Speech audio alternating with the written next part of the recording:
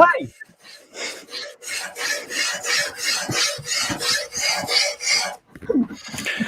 You're very laborious. I'm a very labouring individual, I know. Did you get a good day's work done already? Even though this is... I'm remodeling the Two Chaps Tower. We've got to make more offices. The staff is growing. It's just good times. Welcome, Monday, Two Chaps, Many Cultures, live show again on a holiday. We're working on holiday in the United States and maybe, I don't know, 2 or 3 other countries. However, if you're watching us from around the globe, this will be a regular work day, isn't it? I mean, just because we're lazy bums and we're actually remodeling the tower, as you heard. So it is Labor Day in the United States, which is a day around the world somehow. It may not always be called Labor Day. Most countries around the world call it May Day. But wait, it's September. How can they call it the day in September May Day? Because the day commemorating the labor movement in different countries around the world is not always on the same day of the calendar. So this is why we are talking about this topic from the perspective of the US Labor Day. Forgive us, because that's where we're based at, and that's what inspired us to talk about this today. We could as well do it on a day in May, and maybe we will in May, and we will totally have forgotten about that we did it in September. Well, International Workers' Day, and as it is prescribed by the world, right? The big globe. But yes, there's plenty of places around the world that celebrate it on different days and in different ways. In different ways, on different days. What else can I make rhyme with that? I can't. What do we celebrate? Well, why do we take a day off for Labor Day? So we're not doing labor on the Labor Day. I always struggled with that, with the terminology. But so what exactly are we commemorating or celebrating?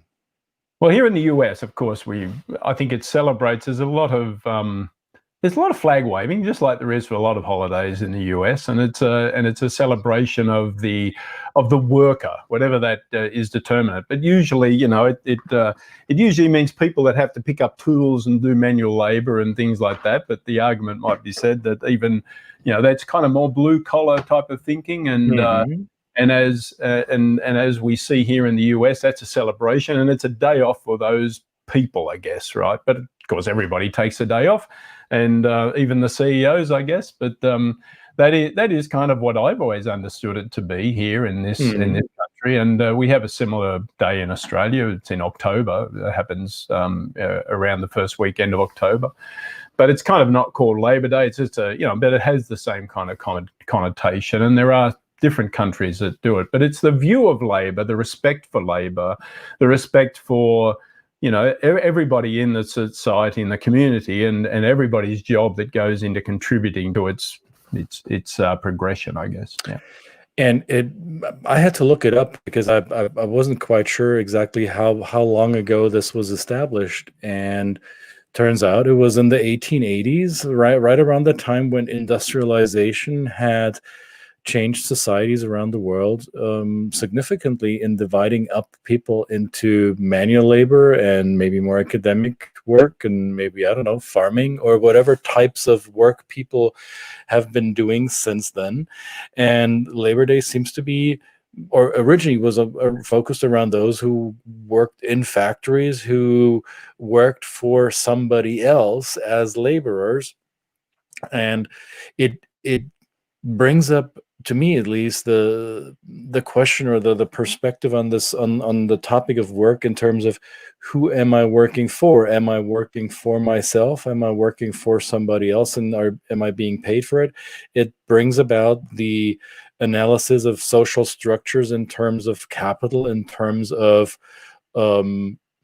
equity in society and ownership of property, right?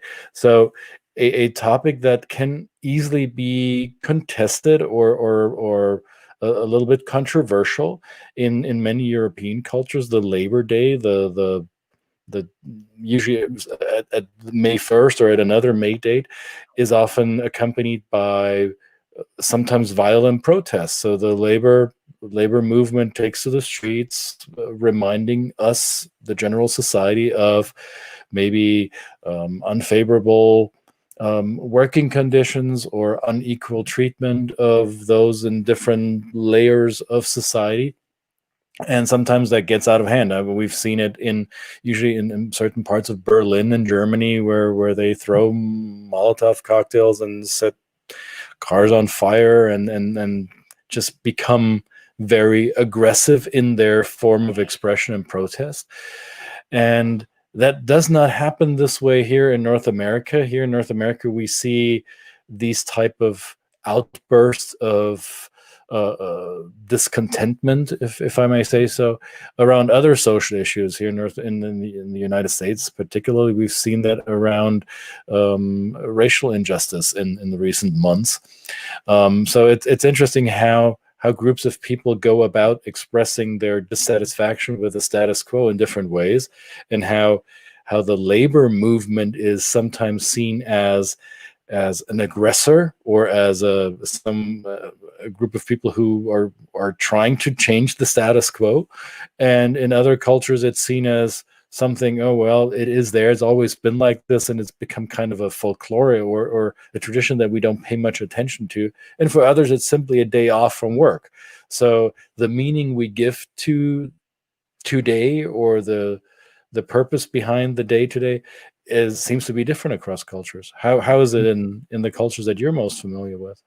I think that any time you're talking about, it's a common conversation topic for people we're working with that are moving to a country about conversation topics. So if you were to bring up Labor Day in another culture that you were going to, then you might be surprised at the feedback you get. You might, or the response you get, because yes, I mean, in terms of Labor Day being labor being sometimes a good source of organisation for insurgents, for expressing or formulating or fermenting discontent in a large group of people, which can sometimes be ignored by the government or higher echelons of society.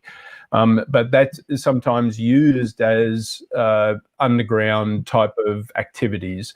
We saw it in, my wife's country of Poland with Solidarność. One might argue that the fall of communism started there with this formation of the labor unions in the north part of the country, and how effective that was to get messages underground and between people in a culture that obviously had mistrust. So it can go to mistrust. It can go to the amount of the amount of power that people have over the worker, and how much, after a while, that becomes kind of old for them. Right. In my country of Australia, I guess the viewpoint of the underdog, the viewpoint of the worker, very, very highly respected, and very highly thought of in terms of just the mentality, how we want to be seen to the rest of the world: scrappy, resourceful, hardworking, and that kind of thing. We can espouse even those values, and sometimes, and it even creeps into management. I've seen even CEOs talk about their humble beginnings as a way of saying, this is where I started. I know what you're feeling, right? So it can be a very complicated thing to talk about labor in terms of organized and blue collar type of labor in any culture. And it struck me as quite different here in the United States. Having grown up in Europe and having moved from Europe to the United States, I recognize that the labor movement, or organized labor, unionized labor, is perceived significantly different in the United States compared to most European cultures that I'm familiar with.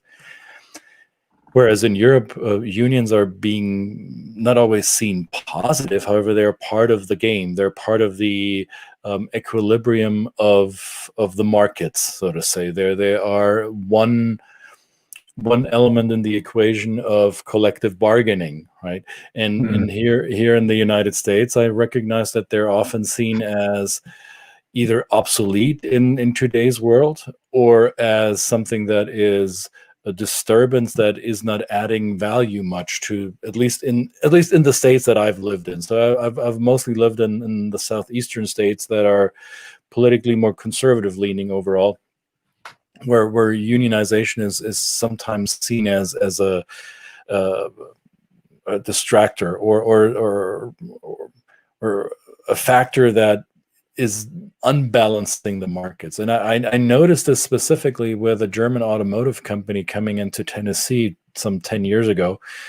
And this is one of the big companies in Europe, one of Germany's biggest organizations, where labor has not just a seat at the table, they own half the table. And where nothing gets decided in that big company of more than, I don't know, they have more than 600,000 people working in that company globally. Nothing gets decided without the labor representation's approval. And in their U.S. subsidiary, in their U.S. organization, labor is not organized the same way as it is in most other plants in that company. And the company wanted the labor organization at headquarters said, we need a similar labor representation in the United States, to which politicians and stakeholders in the state of Tennessee went crazy and said, no, we don't want that. You can't do that. You're not allowing the labor union into your plant. This is going to mess up our whole investment here. This is not going to be good for us. And I was like getting my bucket of popcorn and say, okay, this is going to be interesting. So how is this going to play out? And they actually held a vote, and they allowed the workers at that plant to vote whether they wanted to be represented by a union or not. And the vote was clear that the majority of the workers did not want to be represented by a union, to which the European counterparts, the labor organization in Europe, said, what's wrong with you people over there? Well, why wouldn't you? This is going to be good for you. And the American workers said, we disagree. We think we can find another way of being represented in this organization. So how a society, how a culture views this balance between capital ownership and the labor force, what is the balance between the two, can change significantly depending on the cultural context in which you operate. And here in the US, it's a little bit more confrontational, and sometimes, well, not necessarily fruitful conversations. In many European cultures, the balance between unions and capital is more of a symbiotic relationship. They understand that, yes, we can inflict pain, we can cut a little bit into the flesh of the company. However, we won't cut to the bone. We won't cut off any limbs because it will hurt us as well. So we're in this together. More group orientation. There's a common goal for both of us. In the US, unions and capital see each other as, well, almost staunch opponents, where nobody wants to give anything unless there is some mediation that will make it work. So I found that very interesting, observing that how money, how market balance, how organizing people around a common interest works in different cultures. And Labor Day reminded me of that, how it can be quite different, and that it affects corporate decision making. How do we go about this? Right? Yeah. And I think there is a perception here that organized labor just means higher costs, right? And there have been people that say that some of the structures here that were set in motion or built up by the union movement here have cost some of the jobs to have had the reverse effect of course, when the globe opened up and countries had to be globally competitive, then we had to basically compete on a global setting. And of course, other countries had lower costs, and we were left with this structure that was here, which had, through a certain amount of time, been very fruitful for the worker, high wages, high benefits, and things like that. exposed maybe a point where it wasn't competitive to do that anymore. Right. So it was this tension. I mean, we've gone through this tension many times, and you see it in a lot of especially in the Midwest. This is kind of the rust, part of this Rust Belt here, where unionism was a way of it's kind of collectivism, but in a hotbed of individualism, right? Which Exactly. seems to be a kind of a dichotomy. Yeah. And there's a documentary on Netflix that I would recommend watching if you haven't seen it yet. American Factory. It's a very, very interesting documentary that shed some light around that topic as well. And I find obviously what you're saying is very true, that the pressure of globalization, or the side effect of globalization, is additional pressure on the markets, on domestic systems that were kind of encapsulated, enshrined within their domestic realm, and now the walls of that shrine have come down, and now the global pressures are in effect on these markets. That's why unionism in its traditional form, in the early 20th century form, may have run its course, and if it didn't adjust, it's out of business, or it's out of effect right now. And this is what we largely see here in the United States. What's interesting, that unions in Europe still play a very distinct role in how work gets organized. So I would attribute that to the more collaborative and symbiotic relationship in which both capital and labor see themselves, and they see themselves as being occupants of the same vessel, of the same boat. We're in the boat together, and unless we want to capsize it, we better find a balance that helps both of us. So markets like Germany, high wage market, high benefits. It's expensive to produce in Germany, yet many German companies are successful on the global scale, despite all their high labor costs, despite all the successes that the unions fought for, because they found a way to make it work global scale. And I'm not an economist. I don't want to go into the nitty-gritty details how they did that. However, if your national market economy is focused on commodity products that will always be subject to global price wars, then your unionization model might be at risk, right? Then you're not competitive globally anymore, because if another market can produce it cheaper, you're out of luck. So unless a union and capital can mutually help each other develop the labor market to a level that they're just better and more efficient, and their output is supreme to that of the competitors out on the global market, where you don't define yourself over the lowest price, but you define yourself via the best quality that may come at a higher price but is in high demand because of the quality, then unions, or the labor movement, and capital ownership can, in fact, still work together for the benefit of the laborers and stay competitive in a global scale. So that's I don't want to make the case for collectivism being the better solution, but in this case, it appears to be, the evidence that we have right now is that more collectivist societies tend to fare better in balancing out the labor organization or the labor movement with capital ownership. But that is my naive, lay person's perspective on economics. Yeah. Well, I don't do math live, so you got me on that. That's somebody will lose an eye if I start to do math in any way, shape, or form. And economics screams of math to me, but that's another thing. All I know is that as a business owner in the past, I've certainly, I haven't had to deal with this. It's always been small business, and a few employees, and I've always found that enriching in terms of the access to the people that work with me and alongside me and support the business that I own.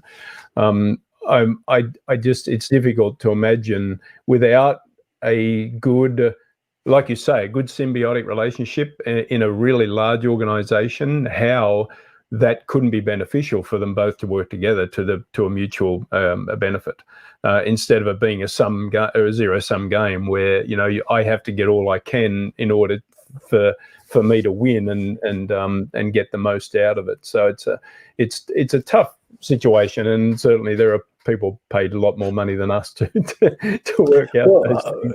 I agree, and yet you made a compelling point with the example of Poland. Without, I hope I'm pronouncing his name right, without Lech Wałęsa and Lech Wałęsa, right, the leader of the Solidarność movement. Without him and his movement, maybe socialism would have survived a lot longer. And I'm not saying that survival of socialism would have been a bad thing. I'm saying that the unjust systems of what used to be the Eastern Bloc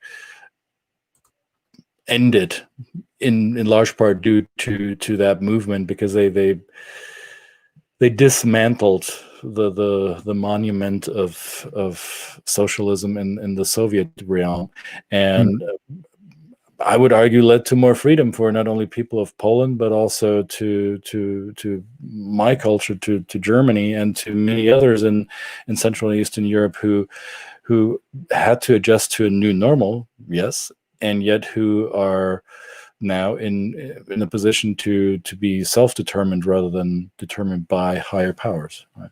Yeah, it's interesting now. There's a lot of Polish people that think Lech Wałęsa was a puppet of the Soviets. It's strange. Interesting. It's interesting how that argument comes about. I'm yet to kind of close that loop. I'm not quite sure. Let me guess. They had a puppet that was working to work against them. I don't know. Who knows in this world? I mean, these are the kind of theories that pop up. But he's still around. He's still alive. Pretty influential figure, and he's a very polarizing figure. He's a lot of things. But I guess that's come with his maturity and his 2020 vision of looking back on the histrionics that kind of brought those events about. But anyway, that's Labor Day. That is what we are. What are you doing Labor Day? Are you resting? No. Yes, of course. I'm taking time out. However, I also dedicated a few hours today to bottom line relevant activities. So I did do a little bit of work. All right. Bottom line relevant activities. Does that mean paid work? Or maybe not immediately paid work, but leading to paid work in the very near future. That's my euphemism. Bottom line relevant.